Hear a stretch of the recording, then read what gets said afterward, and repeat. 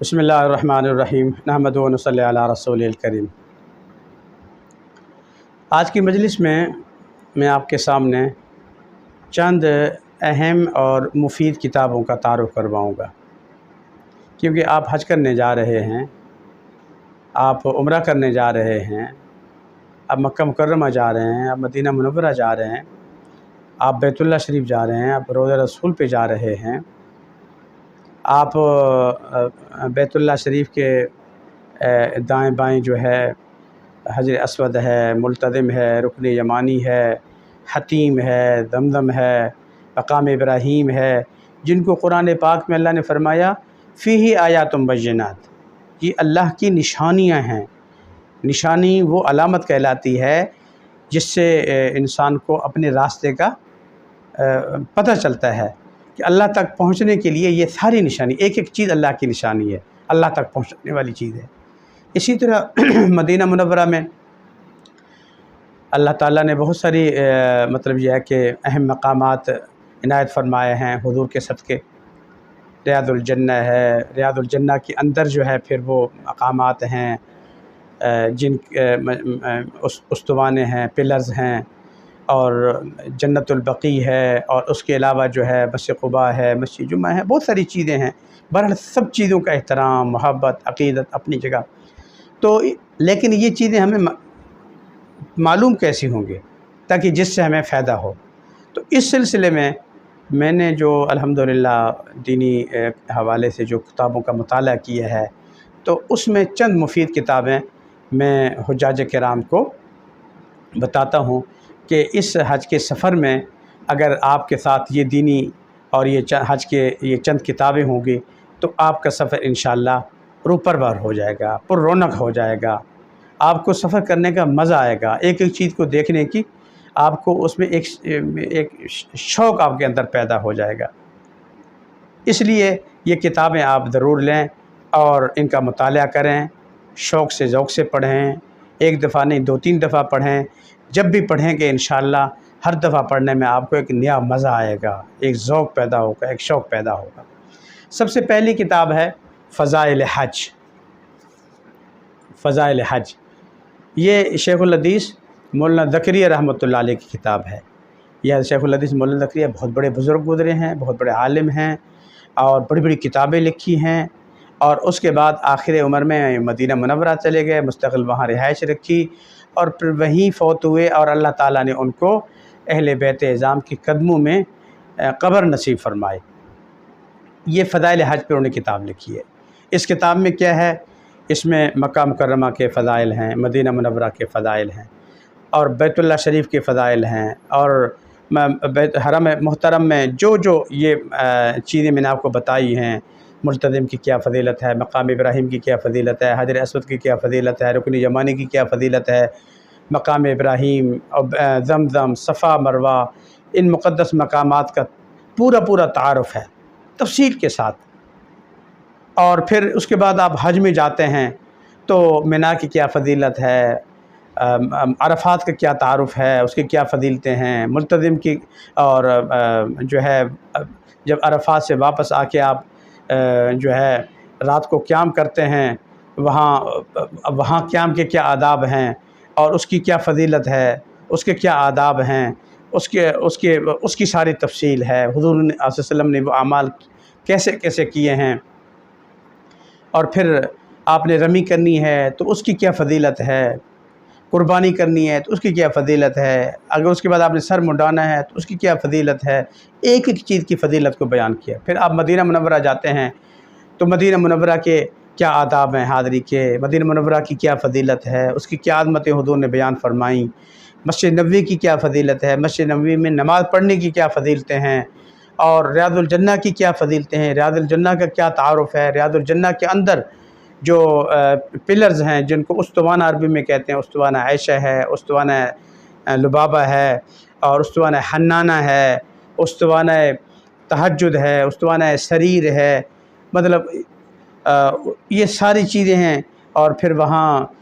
صفہ ہے، مقام صفہ، جہاں صحابہ کرام قرآن کی، سنت کی، دینی تعلیم حاصل کرتے تھے، ان کی کیا فضیلت ہے، ان کا کیا مقام ہے، ایک ایک چیز کا تعارف اس کے اندر ہے۔ اس کو پڑھنے کا یہ فائدہ ہے کہ جب آپ پڑھیں گے تو آپ کو طواف کرنے کا شوق پیدا ہوگا، آپ کو حج کرنے کا شوق پیدا ہوگا، آپ کو عمرہ کرنے کا شوق پیدا ہوگا، آپ ایک ایک عمل کو صحیح طریقے سے جو ہے نا ذوق اور شوق سے ادا کریں گے، ایک ایک چیز کو جس کے متعلق قرآن نے فرمایا فی آیات بینات، اس میں اللہ کی نشانیاں ہیں، ایک ایک نشانی کو دیکھنے کا آپ کے اندر شوق پیدا ہوگا، پڑھنے کا شوق پیدا ہوگا۔ تو اس لیے اس چیز کو آپ نے ضرور پڑھنا ہے، اس سے آپ کو یہ فائدہ ہوگا۔ اور اس کے علاوہ ایک دوسری کتاب ہے آپ حج کیسے کریں، آپ حج کیسے کریں، یہ ہمارے دو بڑے بزرگ گزرے ہیں، مولانا منظور نعمانی رحمۃ اللہ علیہ، مولانا ابو الحسن علی ندوی رحمۃ اللہ علیہ، تو بہت بڑے بزرگ ہیں جو جب انہوں نے خود حج کا سفر کیا تو اپنے سفر نامے کو انہوں نے تحریر فرمایا، تو انہوں نے اپنے ذوق اور شوق کے مطابق، ولی اللہ تھے، اولیاء اللہ تھے، ان کے اندر بیت اللہ کی کیا محبت تھی، کیا عشق تھا، کیا ذوق، تو انہوں نے اپنے ذوق کے مطابق اپنے سفر نامہ کیوں لکھا۔ جب آپ اس کتاب کو پڑھیں گے تو پھر پڑھیں گے، جب بھی پڑھیں گے آپ کو انشاءاللہ وہاں کی حاضری کا اشتیاق بھی ہوگا، شوق بھی ہوگا، اور قدم بہ قدم ہم نے مینا میں کیا کرنا ہے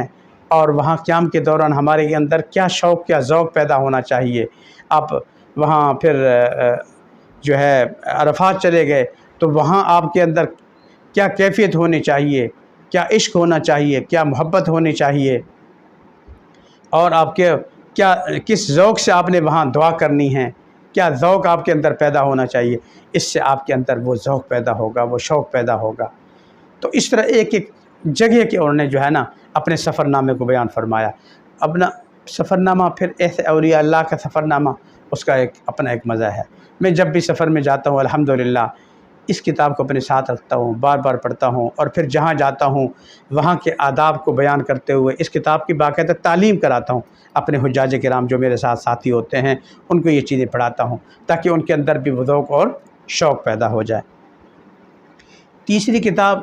معلم الحجاج ہے، معلم الحجاج، اس کا ترجمہ تو ہے حاجیوں کا استاد کی، اور واقعی یہ حاجیوں کا استاد ہے، کتاب ایسی ہے۔ یہ علماء کے لیے خاص طور پہ بہت ضروری ہے کیونکہ اس میں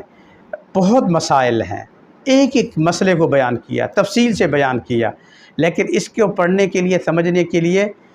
آپ براہ راست شاید اس کو سمجھ نہ سکیں، کسی عالم کے پاس بیٹھ کے اس کا مطالعہ کریں، جو چیزیں سمجھ نہ آئیں علماء سے پھر ان کو اچھی طرح سمجھیں تاکہ آپ کو ہر مسئلہ سمجھ آ جائے۔ بہرحال عوام الناس کے لیے بھی مفید ہے، لیکن علماء کے لیے صرف مفید نہیں بلکہ ان کے لیے اس کا مطالعہ حد ضروری ہے۔ لیکن پھر اس کتاب کا جو خلاصہ ہے وہ حاجی معین الدین رحمۃ اللہ علیہ، کراچی کے بڑے اچھے بزرگ تھے، انہوں نے کئی حج عمرے کیے، انہوں نے اپنے تجربات کی روشنی میں معلم الحجاج اور دیگر کتابوں کا جو خلاصہ نکالا ہے وہ اس کتاب میں ہے۔ یہ حج و عمرہ کے جو فضائل اور مسائل اور ضروری معلومات حاجی معین الدین صاحب رحمۃ اللہ علیہ، یہ تو کتابیں ہیں جو بہت ضروری اور مفید ہیں۔ لیکن اس کے ساتھ ساتھ میرا اپنا تجربہ یہ ہے کہ اس سفر میں مناجات مقبول جو حکیم الامت مولانا اشرف علی تھانوی رحمۃ اللہ علیہ کی دعاؤں کی کتاب ہے، قرآن اور حدیث سے مستند ترین جو دعائیں ملتی تھی وہ سب انہوں نے اکٹھی کر لی ہیں۔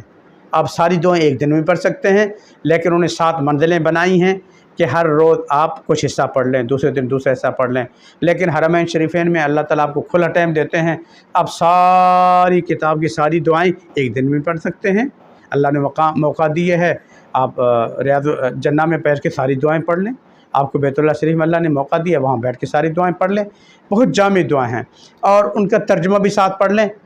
تو اس ترجمے سے آپ کو پتہ چلے گا کہ میں اللہ سے مانگ کیا رہا ہوں۔ الحمدللہ بہت سارے لکھے پڑھے حضرات کو میں نے جب یہ کتاب بتائی اور انہوں نے اردو میں اس کا ترجمہ سمجھ کے پھر عربی میں وہ دعائیں پڑھیں تو انہوں نے دعائیں دی ہیں کہ جی ہمیں تو دعا مانگنے کا طریقہ اور سلیقہ ہی نہیں ہے، ہم دعا مانگتے ہیں، ہاتھ اٹھاتے ہیں، 2 دعائیں کرتے ہیں، اس کے بعد پھر چپ ہو کے بیٹھ جاتے ہیں، آگے اور کیا مانگے کچھ پتہ نہیں۔ لیکن اللہ نے اپنے حبیب کو جو دعائیں مانگنے کا طریقہ، سلیقہ، آداب جو سکھائے تھے، حضور نے پھر اس شوق، عشق اور محبت کے ساتھ اپنے رب سے جو دعائیں مانگی تھی وہ ساری دعائیں اس میں ہیں۔ پھر آپ وہ دعائیں اس انداز میں، ان الفاظ میں پڑھیں گے تو اس کا مانگنے کا بھی اپنا مزہ۔ وہاں آپ کو پھر یہ کتاب آپ کے ساتھ ہو، مینا میں وہ دعائیں پڑھیں، عرفات میں وہ دعائیں پڑھیں، اور بیت اللہ میں، مدینہ میں، جس جگہ آپ کو موقع ملے وہ دعائیں آپ پڑھیں، اس کا اپنا ایک شوق ہے۔ اسی طرح ایک چھوٹی سی کتاب ہے جو ہے شیخ الحدیث مولانا ذکر رحمۃ اللہ علیہ کی، تو وہ اس میں 40 درود و سلام کا مقبول وظیفہ، 40 درود و سلام کا مقبول وظیفہ، اس میں 40 درود اکٹھے کیے ہیں، صلات بھی ہے، سلام بھی ہے، اور وہ ساری مستند درود و سلام ہیں۔ ویسے تو حضور پر ایک دفعہ درود پڑھنا 10 رحمتیں حاصل کرنے کا ذریعہ ہے، اور پھر یہ مستند اور مقبول درود و سلام، اس چھوٹے سے کتاب کو اپنے ساتھ رکھیے گا۔ یا جو ہے تھانوی رحمۃ اللہ علیہ نے بھی اس کی یہ کتاب لکھی ہے، داد السعید اس کا نام ہے، داد السعید، تو اس کو لے لیں، یہاں شیخ الحدیث کتاب کو لے لیں، تو یہ درود و سلام کو ہر جگہ پڑھیں، خاص طور پہ مدینہ منورہ میں روضہ رسول پہ حاضری دیتے وقت، تو اس کو پڑھنے کا ایک مزہ ہے۔ یہ چند کتابیں ہیں جو آپ کی خدمت میں نے تعارف کے طور پہ آپ کی خدمت میں پیش کی ہیں، انتہائی مفید کتابیں ہیں۔ آپ میرے مشورے پہ ان کتابوں کو خرید لیں اور ان کا مطالعہ کریں، اور حج کے سفر میں ان کو اپنے پاس رکھیں اور ان سے فائدہ اٹھائیں۔ انشاءاللہ العزیز آپ کا حج پر نور ہو جائے گا، آپ کا ہر عمل پر نور ہو جائے گا، آپ کی ہر دعا جو ہے نا مطلب وہ انتہائی محبوب اور مقبول شکل بن جائے گی۔ اللہ تعالیٰ مجھے آپ کو عمل کرنے کی توفیق عطا فرمائے۔ آمین۔ وآخر دعوانا الحمدللہ رب العالمین۔